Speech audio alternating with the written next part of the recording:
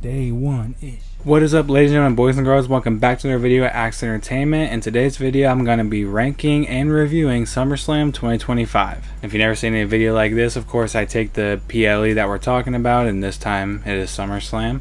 And we rank every single match that happened. This one's a little different because it's 2 nights, so I am going to be ranking all 12 matches against each other. Now, I'm going to say what I say in every single ranking and reviewing. Just because the match comes in at number 12 doesn't mean that it was the worst match ever, and just because the match comes in at number 1 doesn't mean it was, perfect. But a match has to come in at 1, and a match has to come in at 12. And if you don't agree with what I'm saying here, that's okay. We all have different opinions. That's why it's great to be a wrestling fan. I'm going to, of course, start by saying overall my feeling of the show. I thought it didn't live up to expectation because I think that I was excited for every match for a different reason, and I think that not every match necessarily delivered. But I thought overall the pay-per-view PLE was pretty entertaining. I don't think it was terrible. I think it was one of the better PLEs of the year, definitely better than WrestleMania, and we're going to go ahead and rank it right now. Coming in at number 12, we have our celebrity match between Jelly Roll and Randy Orton taking on Drew McIntyre and Logan Paul. Now, this match overall was just very slow. I was hoping that we could maybe use the parts with Randy Orton versus Drew and Randy Orton versus Logan Paul to make this match very good. And then if Jelly Roll could just hold up a little bit, then I think this match would have been better.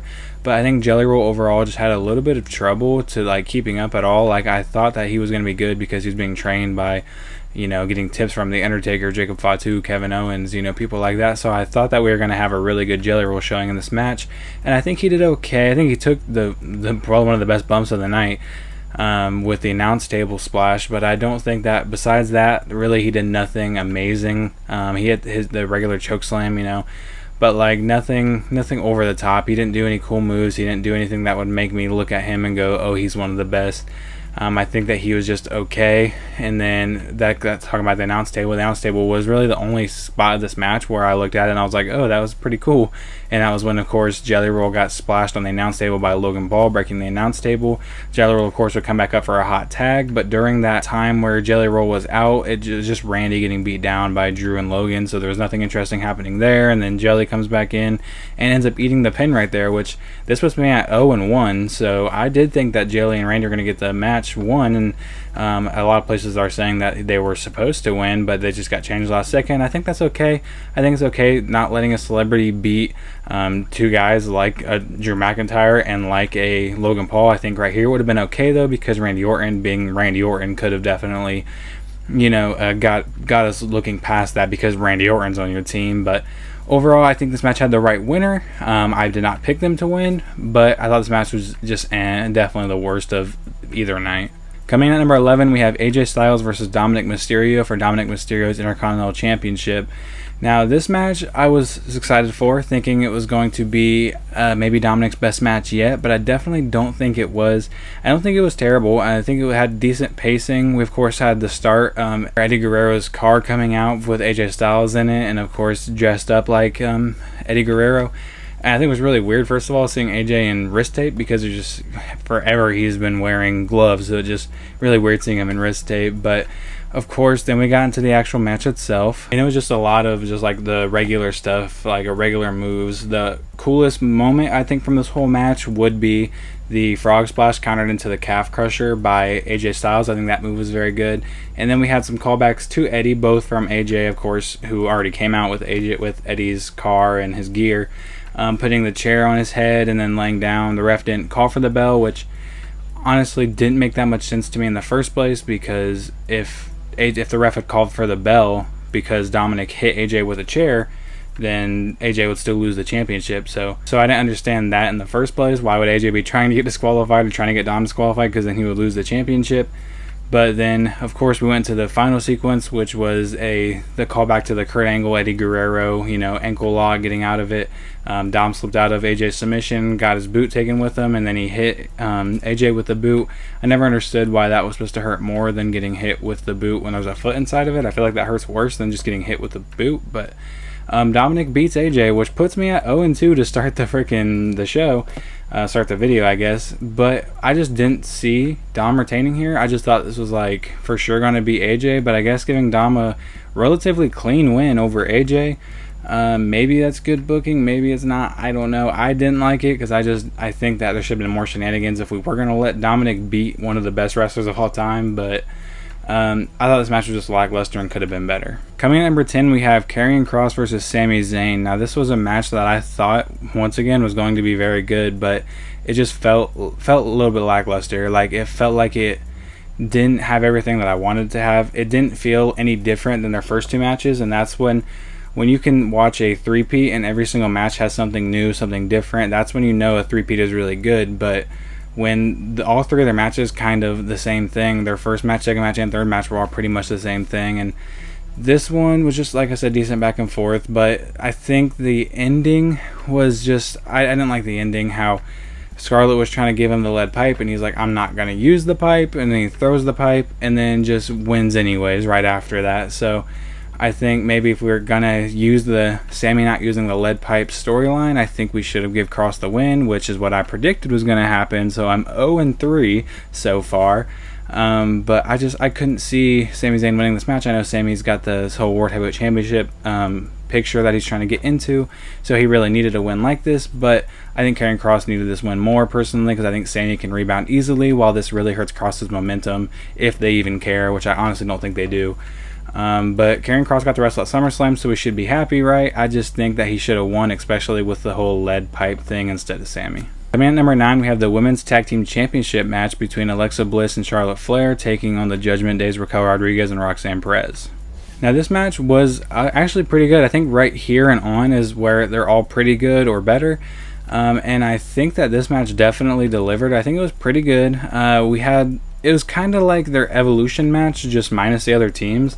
Like, they delivered a lot of the same spots. We had a lot of good fluent wrestling between these two teams, and I think this was always going to be good because all four of these women are pretty good wrestlers, if not two of the best. Like, I'd say Charlotte and Alexa are definitely two of the best wrestlers in the company. So this match was always going to be, I feel like, at least decent, and it definitely was. It wasn't the best, wasn't the worst. It was just a little bit slow at times, and we had, of course, the ending with the teased breakup between the We're Not Friends, Friends of Convenience, or whatever they're calling themselves.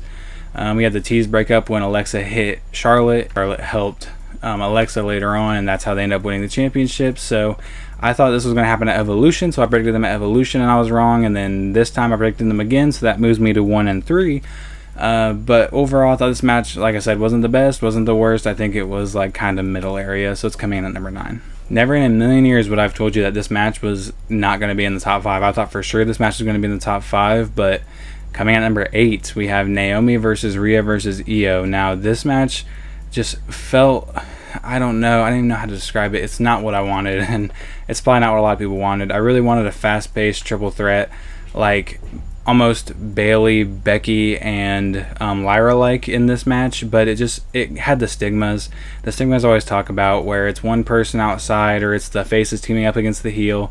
It had all the stigmas. We started with the two faces teaming up against the heels, and then, of course, after that, we went into the whole Naomi's taking them both out, then Naomi versus Io, then Naomi versus Rhea, and we never really got like a full-blown triple threat moment that lasted longer than 2-3 minutes. It was just always one-on-one, and that's really what I don't like about triple threats. I like when we can have a lot of spots to revolve around all three of them. Really, the only notable moment from this match, in my opinion, was the Riptide off the top rope. I'd say that's like the only moment that you can look at this match and go, oh my god.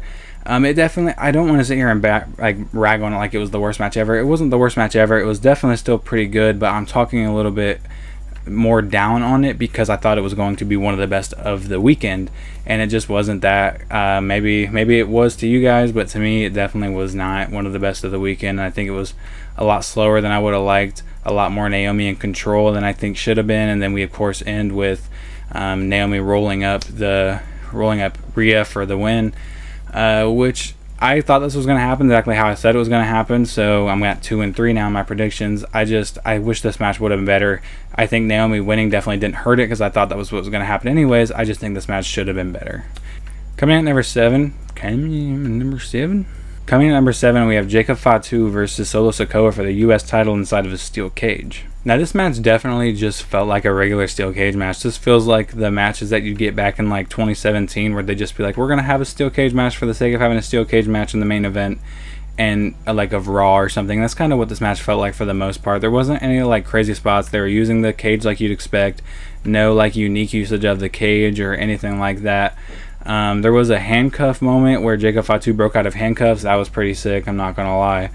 And then we had a moment too when the door was open and Solo and Jacob both I think Solo's trying to get out and Jacob's trying to stop him from getting out, and Hikuleo or Tilly, Tala, whatever his name is, kicked the door and hit them both in the face. I thought that's kind of funny because like definitely Solo's head was out further than Jacob's. So you definitely hit Solo before you hit Jacob in that exchange. But overall, this match really just felt like a generic steel cage match. And then of course Solo escapes, the heel escapes, which is what I predicted. So I'm at 3-3 in predictions. But overall, this match was just very generic until actually after the match. And it's really funny because last like 3 weeks, we can tell we're protecting Hikuleo and Solo, but we're letting JC and Tongaloa take everything from Jacob because they're the ones that end up getting thrown in the ring by Jimmy Uso, who came out, and they end up taking all the offense. And then we did have an insane jump from the cage by Jacob, like I said we were going to my predictions. It just wasn't during the match, and it wasn't onto Solo, it was onto the MFTs on the inside the ring. I think maybe if something like that could happen during the match, it would have been a little bit better, especially if it was on the person that was in the match and not just a moment after the match. But overall, this just felt like a very generic steel cage match. Coming in at number 6, we have Jade Cargill taking on Tiffany Stratton for the Women's WWE Championship. This match I thought was pretty fluent for the most part, definitely not a lot of breaks, and it's kind of like I said in my predictions that it was going to be, which was a face versus face match, which every face versus face match that doesn't have any heel dynamic in it really at all always kind of ends up being a little bit more boring because there's no dynamic. But the match in ring was very good. It was very fluent. We saw a torture rack maneuver from Jade Cargill that was very good. Tiffany looked great in this match, and I thought this match was definitely going to be where Tiffany lost. And I thought when she hit the Jaded that the match was going to be over, but she actually pulled Tiffany's leg onto the ropes, which deducts points from this one because you saw her she hit the Jaded, she went to pin Tiffy, she pulled her leg back and then realized her foot wasn't reaching the ropes, so she leaned back even more and then pulled her leg again to make sure she touched the rope so we could get a rope break moment there. But the match then, of course, ends after a top rope Jade counter, which is pretty insane counter. The match ends with a prettiest moonsault ever and Tiffany retaining, which was not in my bingo cards. So go ahead and put me at 4-3, or 3-4, sorry. I thought Jade was winning this match for sure. I thought we were building up Jade to win this match, and this match just, it didn't feel as big as it should have, especially being the queen of the ring versus the women's champ. It didn't feel as big as it should be, but the in-ring wrestling was definitely good. So I think it's like it hit middle because the story was not there at all, but the in-ring was really good. So I think that's kind of why it hits middle, because they weigh each other out and hit right there. You know, the Judgment Day pendulum kind of swinging right there for them, but I don't know why I keep messing up right here. But overall, I thought this match was pretty decent in ring, just lacked a lot of story. Just cracking the top 5, we have the main event of night 1, the World Heavyweight Championship match between Gunther and CM Punk. This match off the riff started with a lot of chopping from Gunther, and it continued throughout the whole match, and I'm okay with chops from Gunther, of course, but when Gunther's only offense for the first, I'd say good 10 minutes of this match felt like chops, I think it was a little bit overdone. And I'm never one to complain about Gunther because he's great in the ring, but definitely a little bit too many chops to start the match. We had a kick to Casper the Ghost, which was pretty insane. Like, Gunther was just giving it to Punk, ayo, pause, but he was just hitting Punk with stomp after stomp, and then he saw Casper reeling on the ground from the punishment he gave him earlier, so he just reached over and stomped on him. That was an insane maneuver. This match definitely felt slow at times. And I think overall the in-ring was decent enough that I feel like it probably could have been lower in this overall, because I think in-ring, the match between Jade and Tiffy was probably better than this one overall. But I think the story between these two, and then of course getting into the closing moments of this match, definitely elevated it, starting with Gunther getting hit on the announce table. He goes under, and you can tell he blades under there. You can absolutely tell he was hiding from the camera. The camera stayed on him too long, and he was blading, but still it didn't take away from the moment when he pops up and he's just gushing, covered in blood. That definitely helped the match, I think, overall. And then gets in the ring, and we get 2 GTSs for CM Punk to win the World Heavyweight Championship, and this is what I predicted, so put me at 4-4. This match overall was pretty decent in the ring, not the best, but then the CM Punk win after the blade job definitely elevated this match. And then we have the swerve ending to this match, which I guess I could have put on as a separate match, but I'm not going to, because it technically was a whole nother match. Seth Rollins coming out, which I thought Seth was injured. If you watched my predictions, I said I thought Seth was injured, and I didn't think there was any way he cashes in on this match. He comes out, it looks like he's going to just be a warning shot. He starts to walk away, throws the crutches down. We all know the moment, turns around and runs to the ring. I watched Santi's video and he said CM Punk should have just ran away, and I think yeah, CM Punk had plenty of time to just run away and continue being World Heavyweight Champion, but instead he stayed and waited for his arch nemesis to get to the ring, and of course Seth then cashed in and became the new two-time World Heavyweight Champion. So Seth Rollins is the new World Heavyweight Champion. I think that's a pretty insane lineup if you like think about it for a second. Within like the span of 7 minutes, I'd say we had Gunther, CM Punk, and Seth Rollins all as World Heavyweight Champions. So that's a pretty cool stat to think about. And I really love CM Punk. Seth and Punk are both two of my favorites of all time. So it was really hard for me because I really want CM Punk to be a World Heavyweight Champion. I really wanted him to have a reign with the championship, and when he finally does it, Seth spoils it. And I don't know if maybe this is WWE's way of like giving the middle finger to CM Punk, or I don't know if this is maybe trying to be long-term storytelling. But with CM Punk, you never know if there's going to be an opportunity to have long-term storytelling. So I don't know what we're really going for here. Maybe Punk takes it at the next pay-per-view. Maybe Punk never gets it again. But I'm glad his name is on the record books right there. I just wish he could have had a longer reign. But Seth is the World Heavyweight Champion, and that's not a bad thing. I think any three of these men walking away with the World Heavyweight Championship, it was going to be entertaining because they're three of the best guys on Raw to have the World Championship. I personally wish that Punk could have had it for a little bit longer, but the swerve was still excellent. So you can't even really be mad when it's that good of a swerve with Seth Rollins' injury. So this match comes at number 5. At number 4, we have Becky Lynch versus Lyra Valkyria for the Women's IC Championship. Now, this is a match that I was excited for, of course, because it's their three-peat. Their other two matches were excellent. Even their triple threat with Bayley was excellent.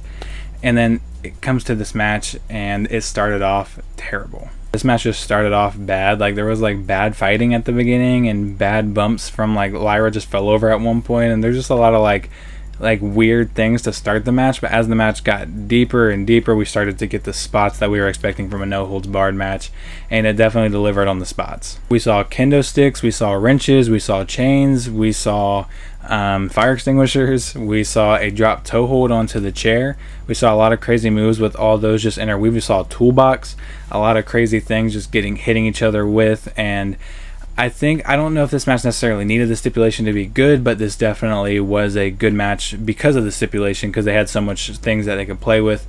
And of course we get towards kind of the closing moments, and Becky's gonna hit Lyra. She's got her draped with a chair, gonna hit her with the crowbar, and Bayley gets involved. Now, if you watch my predictions, I said I did not want Bayley to get involved because I don't want to continue things between Bayley and Lyra. Now, if this would continue things between Bayley and Becky, that'd be different, but I'll get to why I don't think it's going to in a second. Then, of course, Bayley and Lynch start brawling. Bayley gets thrown over the barricade, and Lyra hit probably the best spot of the match with a leg drop out of nowhere. Like, I did not see that one coming, to Becky through the table, thrown in the ring, and they start going at it again. And Bayley comes up with the chain, goes to punch Becky. Becky moves, she punches Lyra. Manhandle slam, match is over, and Becky wins, which is what I predicted. So that will put me at 5-4. But this is what I'm talking about. I feel like this is going to continue Lyra and Bayley, and maybe Lyra Bayley is not bad because we haven't really got a payoff, but they've had so many one-on-one matches. I really just don't want to see this feud, I guess, continue. I think Becky versus Bayley would be okay to continue, but this is definitely setting up Bayley versus Lyra way more than it's setting up anything else between these three. And maybe this would be a good feud. Maybe I'll eat my words later if they do have a really good match later on down the line. But they've had so many matches with so many different dynamics. I just don't see how you hit one that's going to be amazing. But overall, I think this match was very good. That's why it's coming out at number 4, of course, and moving my predictions up. But I don't know where we go with either of these women from here. I think we're going to Lyra and Bayley, and then Becky will probably move up to something and move on to someone else. But this match was very good. At the end of the day, it's coming in at number 4. Cracking the top 3. At number 3, we have Roman Reigns and Jey Uso taking on Bronson Reed and Braun Breaker. I almost said Braun Strowman. Now, this match really goes to show you why it's called a suicide dive. If you know what a suicide dive is when you just jump outside the ring. And there was suicide dives galore, and everybody was missing them things, whether it was a little bit or a lot. Roman missed his suicide dive, and that one's actually a very replayed moment already. He missed his suicide dive and did a flip over the bronze. Shit. I don't want to say miss because they actually are connecting. They're just kind of overshooting, I guess, a little bit. They're not missing, they're overshooting. And he overshot the bronze on the outside. I'm pretty sure Jey Uso overshot one at one point, and then Bronson Reed overshot one at one point. So everyone was just overshooting their overshooting, or maybe I think Bronson's was more of like barreling through the two to where they couldn't really catch him because big man flying at you at 30 miles an hour, you're not going to necessarily be able to catch him like that. But this match was definitely very entertaining, very fluent. I said this match was going to be more here for big spots than in-ring wrestling, but it had both. It had a lot of big spots mixed with in-ring wrestling. We had, of course, a spear through the barricade by Braun Breaker. Then we had 2 finishers that don't belong to the teams getting hit, which I thought was pretty entertaining. We had the 1D from Roman and Jey Uso, and we had the Steiner Bulldog from Braun Breaker and Bronson Reed. So both pulling out some historically amazing tag team maneuvers in this matchup. And this match overall, I think, was the perfect match to start the show because it definitely delivered on being fast-paced. And I think you always need a match to start the show that is going to be fast-paced and not slow, because when a match is slow, it kind of sets you up for failure for the rest of the night. When a match is fast and moving fast and has big spots, it's always going to set you up for an amazing night, which I think is kind of funny. Just a side note real quick, because night 1 started with this match that was very fast-paced and good and set us up for a night that had no better matches than the opening match. Versus night 2, that's opener was the women's triple threat for the world championship, which was very slow and set us up for a good night. So, a night of great wrestling afterwards. But it's hit or miss for both shows, I'd say. It's just funny how the first night had a very good opener and the second night wasn't the best opener. But overall, I thought this match was very insane, very good. And then, of course, we had Jey Uso getting the pin on Bronson Reed after the spear and Uso splash. This match was just very fluent. What can you expect from these 4? These are all 4 great wrestlers in the ring, so throw them into a tag team match. It's going to be good, of course.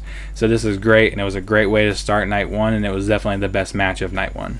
And it brings me to 6 and 4. At number 2, we have the main event of the entire show between John Cena and Cody Rhodes, and boy, do I have a lot of stuff to talk about here. Of course, this is a street fight for the WWE Championship between 2 guys that historically are Supermen. What I mean, of course, is that Cena kicks out of everything and Cody kicks out of everything. They both kick out of everything. A lot of people, after watching this, were like, how did they kick out of this many things? Have you not watched a match by either man? Cody took like 3-4 spears, a Samoan spike, and everything else under the kitchen, everything but the kitchen sink at WrestleMania, and still kicked out. And then, of course, we had John Cena, who historically kicks out of everything. It's kind of a famous thing, John Cena kicking at it too. But we saw like 8 attitude adjustments and 8 crossroads, both kick out of a trifecta move. The trifecta crossroads being the move that put Roman Reigns away at WrestleMania. John Cena kicked out of that, and the trifecta, well, two regular attitude adjustments and followed by an avalanche attitude adjustment, Cody kicked out of. So these two men are kicking out of everything. There's big spots everywhere. We had a time where they're fighting in the crowd and they got put through the guardrail. Cena got put through a guardrail. Cena was taking some crazy bumps in this match. We had a top rope Cody cutter through the table. And then no interference just in this match at all, which I thought, I was kind of getting on the train that maybe The Rock, maybe Travis Scott's coming out. I didn't want them to come out, but I was kind of expecting it at that point. Neither one of them came out. We just had a straight up face versus face match. No heel turn from either one. They were just completely face.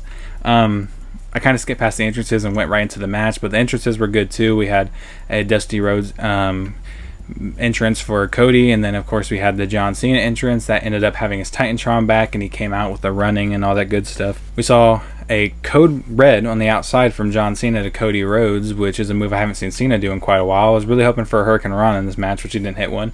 And what's funny is while watching this, I said that I told everybody I was watching it with, I was like, I want to see a pile driver in this match. And literally 3 seconds later, Cody picks up Cena and pile drivers him. So I thought that was great. We saw and it's the more banned pile driver, like, you know, like the Canadian Destroyer and all those moves.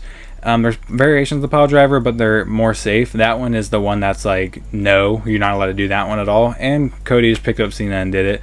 The ropes broke at one point, and we had the ropes getting tied around Cody for the STFU, which is what they were calling it. And once again, and we had Cody wrapping it around Cena's head. We had a lot of crazy spots. I think making it a street fight definitely elevated this one a lot. Last couple things I want to say: we had a pop-up powerbomb from Cody Rhodes, which I think is funny because Cody has that rule where if he wrestles you so many times, he can take one of your moves. He wrestled Kevin Owens a bunch, and now he's doing the pop-up powerbomb. So I thought that was pretty funny. And then of course we had the ramp spot where they both went under the stage, and then when they come back up, Cena has Cody for the AA as they come up, and then AA onto the stage. This match was always going to be better than the WrestleMania match, and it definitely was 30, 40, 50 times better than the WrestleMania match. I think the face versus face dynamic actually might have made it better because both these men were pulling heelish stuff at the same time. Not really heelish, but you know, like Cody wasn't hesitating and he picked up the title, and then Cena of course threw the title aside, you know, back to the heel face turn from Cena. And this match ends with Cody Rhodes winning the championship, which is what I predicted, so put me at 7-4. And I don't want to go too deep into it. I think I might even make a separate video about this subject. I haven't decided yet, but Cody Rhodes is getting a lot of hate right now. I don't know why. I don't know if it's just because he's wrestling Cena. People are saying he's boring, but then when they were in the crowd for the longest time, they were the ones going whoa and loving Cody. And I think Cody's a great babyface, and I don't necessarily think I want to see him turn heel. I think he's going to be a great heel when he does, but right now I just don't want to see him turn heel because just last year we had one of the most emotional moments that anybody's ever had when he beat Roman Reigns, and even that was starting controversy. So everyone loved Cody at one point, and now people are hating Cody. I think he's just getting the John Cena Roman Reigns treatment of after, you know, we want to see you do good, and then when you do too good, that's when we're like, all right, we've had enough of you. Not me personally. I love Cody Rhodes, one of my favorites in this day and age. I love Cody Rhodes, and I'm okay that he won the championship here, even though I think I would have rather Cena at this point carry this until the end and go into something else, you know, with a vacant title or just leaving with the championship. But we know why he's a face, and we know why he got the title taken off of him. It was so he could have the return of Brock freaking Lesnar. Brock Lesnar came out after this match, and this was the biggest reaction I had all night was when Brock's music hit, because I thought for sure we would like never see Brock Lesnar ever again in a wrestling ring. I don't know if he got cleared of his charges or what's happening with the real life stuff, but separating the real life stuff from the in-ring stuff, Brock Lesnar came out to one of his biggest foes, running back Cena's past. Of course, we had Randy, we had Punk, we had all, you know, his biggest rivals from back in the day. And then in comes Brock Lesnar, another one of his biggest rivals from back in the day, making his return and taking out John Cena. So I loudly exclaimed, holy you know what, in the middle of my living room when Brock Lesnar's music hit. It was an insane way to end SummerSlam. I think it was a good ending. I think it was a great match to finish SummerSlam, followed by a surprise return. So I think this match overall had everything in it that you needed to end a SummerSlam, and I think this match was good overall. A passing the torch moment between Cody and Cena, which is what I always thought this match was going to be if there wasn't a heel turn, was a passing the torch moment, and that's definitely what it was. And finally, at number 1, what else was it going to be? I knew this was going to be number 1 from the minute it was announced. It's the 6-way TLC Tag Team title match. I have so many things to talk about. Let's just write down what I wrote. Let's just read what I wrote. Let's start. We had some good wrestling. Just started off with some good back and forth between everybody. We had a back body drop to Joe Gacy. I think it was DIY, and they just completely missed the ladder that was set up behind them, and then they tried again and actually hit it. And let me just also say real quick, if I say any of the wrong names, I'm sorry. There was 12 guys in this match. But then we had, of course, the Four Corners table spot where Gacy jumped off the top and put, I don't remember exactly who that was, through a table. Loomis jumped off with a senton to forward on the other side. Phoenix with a frog splash to the other side. And then the final side, of course, we saw a Spanish fly from Axiom onto Angelo Dawkins, which was an insane spot. It was almost onto Tommaso Ciampa. And then we got into, there's a lot of stuff in between I'm not going to bring up, but we got into the involvement of the outside members of each team. So we had B-Fab for the Street Profits just because they had nothing else to do for her, so she's back with the Street Profits. We had Nikki Cross, we had Eric Rowan, we had Uncle Howdy, we had Candice LeRae, and just all taking insane bumps in their own right, almost all of them. Of course, Candice LeRae had the most insane bump, I'd say, for any of them, getting thrown off the ladder by her husband and through the ladder. And I thought it was kind of funny for heel Johnny Gargano, because like back in NXT, when something would happen to Candice, he would stop everything he was doing to go check on her. But when she fell off of a 20-foot ladder, plummeting through another ladder, he still went for the championship. So I think it's funny from heel Johnny Gargano that he would do that. We also had a sunset flip onto Uncle Howdy on the ladder from Andrade. That move was absolutely great. We had a super spear attempt by Nathan Frazier onto Ciampa, you know, kind of calling back to Edge and Jeff Hardy's spear back at the original TLCs, and he lifted his legs up. Frazier missed, and then we had the Ricochet Adam Cole spot, but with Nathan Frazier and Johnny Gargano with a moonsault getting countered into a super kick, which the camera wasn't even ready for that one. The camera was still backed up for that one, but that move was still absolutely insane. Then of course DIY both plummeting through the tables on the outside, kind of reminiscent of when we saw that happen to the Dudley Boys, who were at ringside for this match, pushing the DIY over the DIY, pushing DIY off the ladder through all the tables. And there was a lot of crazy spots in this match. I'd say the least memorable teams in this match was the Street Profits and Motor City Machine Guns, which is not what I was expecting. I'd say they had a little bit of a quieter TLC match, but they definitely had some insane moves on still. You know, Ford had his diving over and taking out everybody. But I thought overall every team still looked good. My prediction for this match was, of course, Fraxium. I thought Fraxium was going to win, but at one point I thought we were going to give it to Andrade and Rey Fenix, which I would have been okay with, because they were definitely looked like they were the sole guys in the ring when they were going up. But they ended up getting taken down, and the Wyatt Six retained, which I said I could see this happening because they just won them. But at the same time, I couldn't really see why we were having this match if we're going to let the Wyatt Six retain. But maybe this is just their way of giving them a win over everybody in the division, kind of like a hard reset to like everybody, you know, coming for the titles. Everyone's got their shot now, and now we can go back to the way things are usually now that everyone's had their shot and everyone can stop just coming after the Wyatt Six. But this match was definitely, from an in-ring perspective, from a hardcore perspective, every perspective you can have except for maybe story, but even story, they had story here. We had an amazing match. This was an easy 10 out of 10, 5-star classic, instant classic match between the 6-way TLC tag team title match. And that's why they should have been on WrestleMania, by the way, WWE. F you. That puts me at 7 and 5. Anyways, that's all I got for you guys. I don't know how long this video is. I apologize if I rambled for too long, but I thought overall SummerSlam, I think both nights had their ups and had their downs. Night 2 definitely had way higher ups with the TLC and with the main event both being in, the surprise return of Brock being amazing. Night 1 ended with crazy fashion with a Money in the Bank. So I think what this show overall lacked in some in-ring for a couple of different matches, it made up for with moments like everything in the TLC, like Brock, like the cash-in. I thought overall this night both nights were insane, very entertaining. Each night had something to like, and I think that this was definitely one of the best. I don't know if it's the best pay-per-view PLE of the year, but I think it's in contention for it for sure. So if you did like this video, go ahead and leave in the comments what your favorite match from SummerSlam was. If you want to do a 12-match ranking down there, go ahead and do it. I don't care. I'll give it a heart either way. But while you're down there, go ahead and like the video, subscribe, ring the bell if you want to be notified whenever I drop a video like this one, and I will see you guys in the next one. Peace. This happened if I had real tough love, I'm bad at this, and I'm bad for this. Narcissistic tendencies, I don't care about no one else. Narcissistic tendencies, I'm low, so set me on the shelf. Few people ever have my back, yeah, there ain't no doubt about that. We got to the involvement section of the match where we had B-Fab coming out, who's with the Street Profits now because of course she has nothing better to do. We had Candice LeRae coming out for DIY, and then we had Nikki Cross and Bray Wyatt, and I said Bray Wyatt. I wish.